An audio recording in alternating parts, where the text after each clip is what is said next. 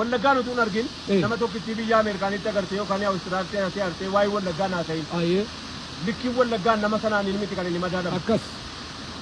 Hamaa Jimmaa agartee Jimmaan isaan hin madaalin. Akkas. Jimmaa achi miti kan inni. Akkasii. Abba koo biyyatti hafe biyyatti hafe. Akkan. Bareedaan keenya tolaan keenya arjaan keenya raamanni keenya kan dhugee waan isinitti himu hiriyaa isaanii tokkotu namni akkanaa jira addunyaa kana keessa. Hiriyaa isaanii tokkotu abbaa abalukoo jedhaniin Jimmatti dhufanii. Erga ji'a hanga kanaatti foon nyaadheen beeku. Ni addunyaan kun soshaalii akkanaa yoo isin qabaatte ani mooji.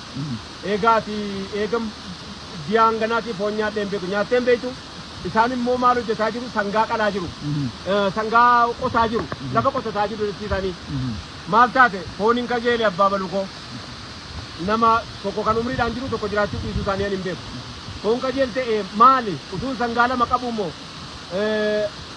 haa jedhanii sangaa isaanii sangaa keessaa harqootarraa baasanii harqootarraa darbanii gatanii achitti sangaa isaanii qalanii foon tuulanii isaanii kennanii jennaan fudhatanii manatti galanii nama akkanaa biyya keenya keessaa qabna naannoo keenya keessatti. Kanaaf waan gootu hamaa baalee yoo agarte hamaa saniin achi bahi malee biyya nu jalaan tuqin. Akkas biyya abbaa qabdi.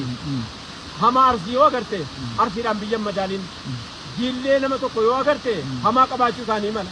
Toltuu qabaachuu isaanii akkuma beektu namni kun hamaa gaarii qaba. Namni hamaan hin baay'atu addunyaa kanarratti silaardiin kun hin jiraattu bara. Irra gaarii namaaf baay'ate gaariin immoo biyyatti hafe. Kanaaf yeroo walloon hamaa agarte walloon jalaan tuqin. Walloon miti qabse jala hammaati namicha sani. Hamaa Jimmaa yoo agarte hamaa Jimma nu jalaan tuqin abbaa qabdi biyyi. Wallagga yoo agarte Ilubaa Boor yoo agarte Jillee yoo agarte Afran Qalloo yoo agarte achi Afran Qalloo madaalii Afran Qalloo abbaa qaba abbaa koo nama tokkoon sanaan hin madaalamu. Biyya yeroo jedhamu biyyi keenya nama tokkoon ati irraa qoratte sanaan hin madaalamu inni ganda tokko beeka.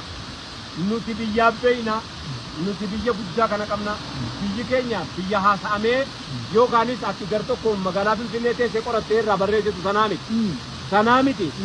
Biyyi keenya abbaa koo hayyuu isaas keessa deemee haasofsiis. Arjaa isaas keessa deemee haasofsiis hin agarta waan ajaa'ibaa qofa. Hamaa isaas hamataa isaas keessa deemee haasofsiis. Kana booda biyya waan inni ta'e sii galuu danda'a.